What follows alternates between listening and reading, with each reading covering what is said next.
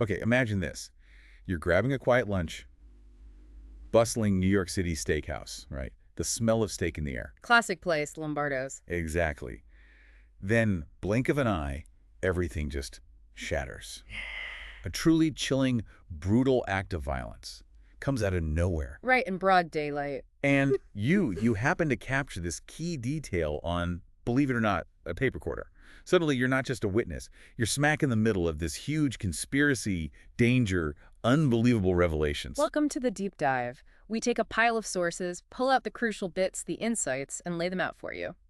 Today, we are diving into one seriously intricate, super fast-paced story. It's from Don't Blink by James Patterson and Howard Ruffin. So, our mission today, we're unpacking the journey of this journalist, his sort of accidental recording.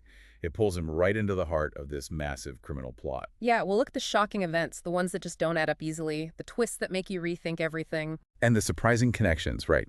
The ones that challenge what you think about justice, about truth.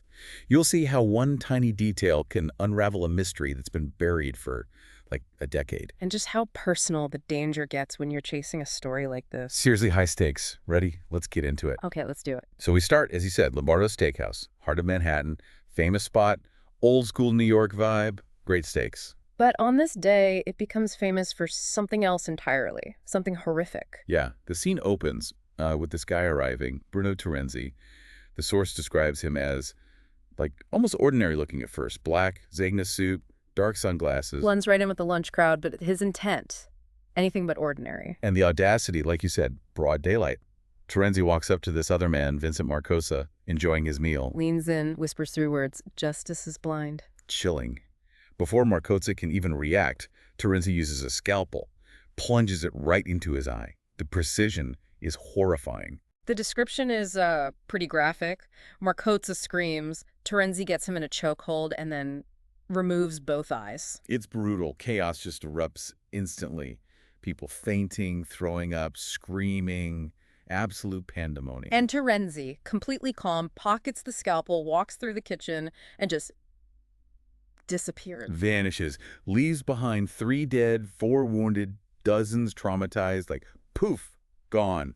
It's an incredibly disturbing start, sets the whole tone. And it immediately involves our main guy, Nick Daniels. He's a journalist. Right, but he's just had his own near-death experience. Before this, he was in Darfur, Sudan. He and a Dr. Alan Cole barely escaped the Janjaweed militia there. Talk about intense.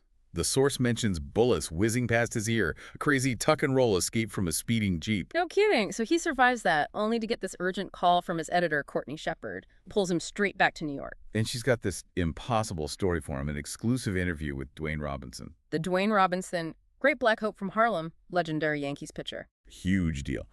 But he'd been banned from baseball, hadn't talked to the press in 10 years. Reason: acute social anxiety disorder. So for Nick, a massive Yankees fan, this is the dream assignment.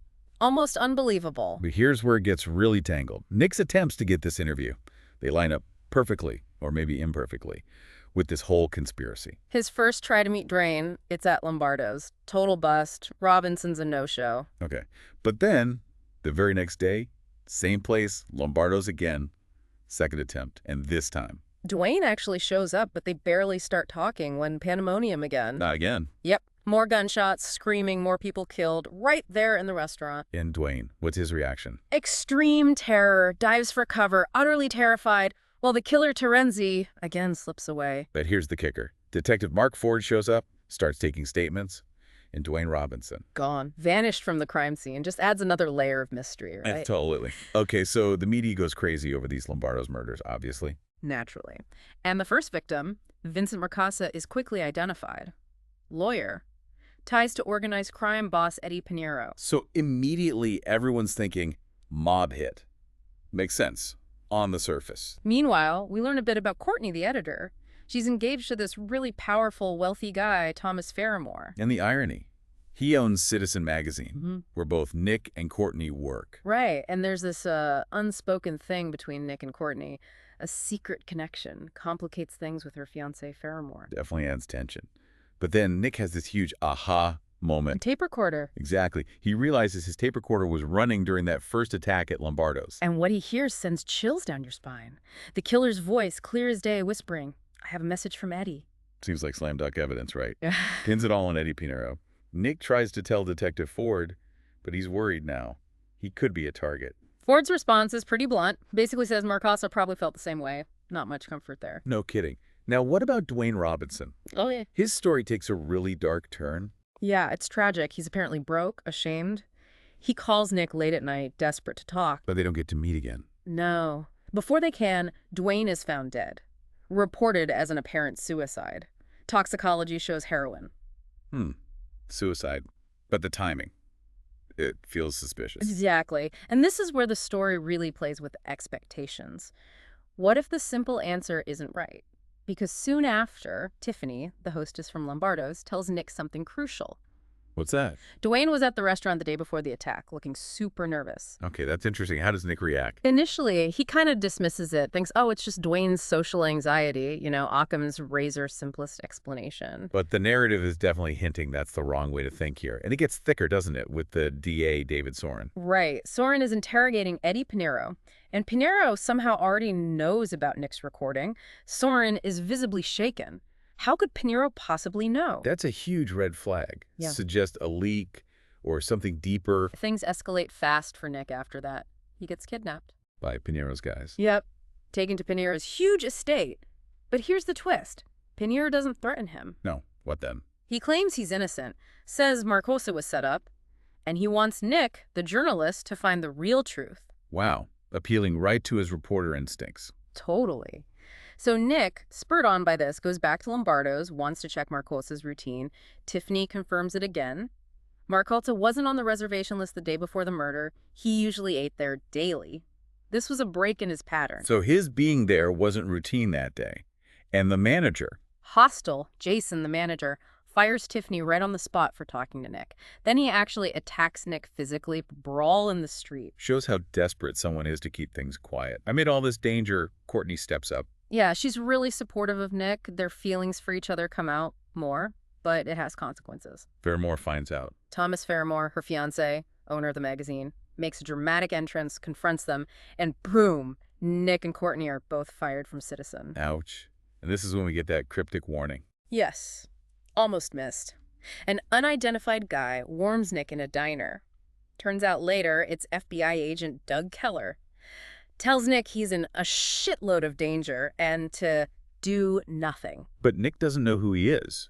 Assumes he's another threat. Exactly. Easy mistake to make when everyone seems to be after you. It really shows the chaos Nick is in. Okay, so Nick meets with DA Soren, still pushing the Pinero innocence theory. He is, but Soren's not buying it. Wants the cold, hard evidence, the recording. We also find out Soren used satellites to watch Pinero's place, so he knew Nick visited. Quite the power play. Adds another layer. And his personal life gets messier, too. Yeah, Nick's ex-girlfriend, Brenda Evans, is now dating Soren. She confronts Nick. Awkward. Wow. So where does Nick turn? Courtney helps. Connects him with Derek Phelan from the Organized Crime Task Force, OCTF. Seems like a solid lead. But even that's not straightforward, is it? There's suspicion within the OCTF itself. Unbelievably, yes. Phelan discovers his own boss, Ian LaGrange, is bugging his office. Deep corruption. So Phelan bugs LaGrange back. Layers upon layers of surveillance. Exactly. But the real breakthrough for the case comes from elsewhere. Nick meets an info broker, Hoodie Brown. And Hoodie reveals That Dwayne Robinson owed money to a bookie named Sam Tagaletto. okay, a gambling debt. So Nick follows Tagaletto. He does. And witnesses Tagaletto being murdered, brutally, by Carmine Zambrata, a known vicious mob enforcer. This is getting seriously dangerous. And this is when it all clicks for Nick, the whole picture. What's the realization? Joseph DeZorio, another mob boss known for being cunning. He used Dwayne Robinson, who owed him money, and Nick, the reliable journalist with the recorder, to frame Eddie Pinero. So the message from Eddie on the tape. Was a complete setup. Planted by Terenzi, working for DeZorio, knowing Nick would likely record it. A diabolical, almost perfect frame job. Wow. Okay, so Nick figures this out, but DeZorio isn't just going to let him expose it, right? Not a chance. The danger ramps up massively now. It's just one attack after another. First, a car bomb. Meant for Nick. Clearly. Explodes right outside Derek Phelan's brownstone. Nick gets hurt, but survives. Even helps someone else caught in the blast. But the news about Phelan. It's devastating. Derek Phelan is found murdered. And the method. Eyes missing. Just like Marcosa. Oh, that's horrifying. A clear message. Nick must feel terrible guilt. Crushing guilt. And Lagrange, Phelan's boss, twists the knife, accusing Nick of getting Derek killed. Awful. And the attacks don't stop there. Nope. Another attempt, long-range rifle shot, shatters the window of an ambulance while Nick is talking to Soren inside it. Even with officials right there. Makes you wonder about protection. Seriously. So they place Nick under house arrest in his apartment. Police guard outside his door. Supposedly safe. Doesn't sound very safe given everything else. It isn't.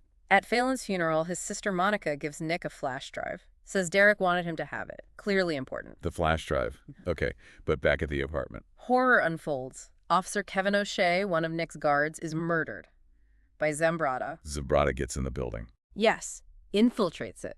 Leads to this incredibly tense confrontation with the other guard, Officer Sam Bryson. Then, Nick is kidnapped again. By who this time?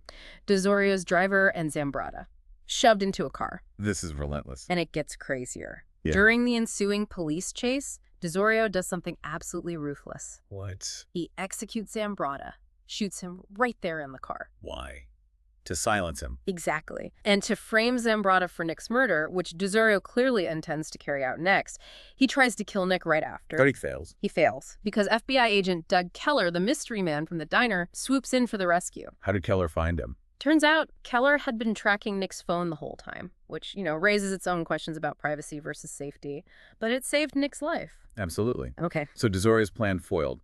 What about Terenzi, the original killer? He escaped earlier, and we see him meeting with Ian Lagrange, Phelan's corrupt boss.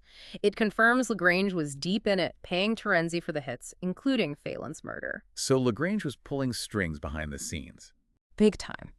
But Terenzi doesn't get away with it either. The Bologna crime family, whose sons Terenzi had killed in one of the attacks, tracks him down. They get their revenge. Terenzi's out of the picture. Justice of a sort. But the danger's not over for Nick, is it? It gets even more personal. Agonizingly personal. The final act is just gut-wrenching. Elizabeth, Nick's blind niece, is kidnapped. I don't know. Strapped with C4 explosives, Nick is forced to go to Grand Central Station alone. It's a race against time. A bomb on his niece. That's terrifying. Leads to this incredibly thrilling train chase sequence. Agent Keller is there. He has to make this impossible choice. He shoots Nick. Shoots Nick? Why? To separate him physically from Terenzi, who's also there somehow just before the critical moment, it gives Keller the split second he needs to get to Elizabeth and defuse the bomb right before the train explodes. Incredible. High-stakes decision. And what about Dwayne Robinson? We find out what really happened. Yes, finally. Turns out it wasn't suicide. A neighbor, feeling safer after DeZorio's death, comes forward, saw Zambrata throw Dwayne from his window. So murder. Just as suspected. The loose ends are tying up, but is it over? Almost. One final confrontation. Nick's in the hospital, recovering. Ian Lagrange shows up. Lagrange?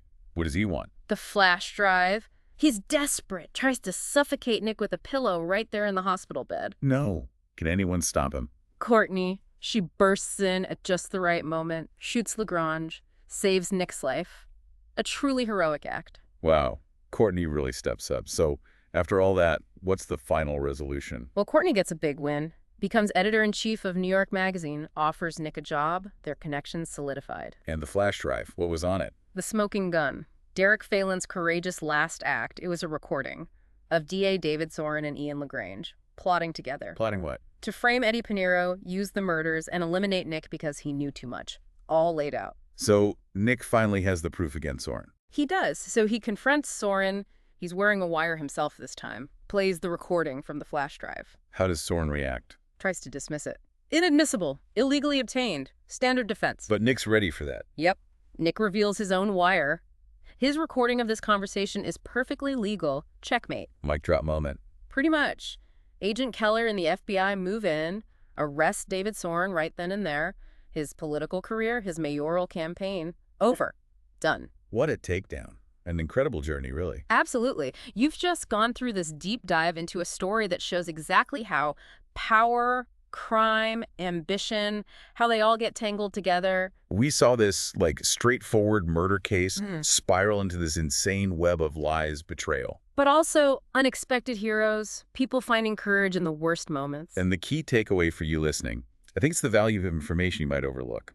That random recording, the flash drive, passed in secret. Yeah, those small things. They can be incredibly powerful. And it shows how individual courage, just one person standing up, can actually bring down these huge corrupt systems. It really hammers home that, in this world flooded with information, being discerning, thinking critically is so important. Definitely. The simplest explanation, not always the truth. You've got to dig deeper sometimes, question things. That's where the real insights are. And it's a stark reminder, too, isn't it, how fragile justice can be Hmm. and the real human cost of chasing the truth when powerful people want it buried. Absolutely. It's not just a story, it's about real risks, real consequences. So here's a thought to leave you with. If one sort of minor event witnessed by one person could unravel this whole corrupt network, what small detail in your own life, maybe something you've noticed or learned, could be the key to understanding something much bigger, something hidden? Yeah, think about that. Having the right information at the right time, and then having the courage to actually do something with it. What could that unlock?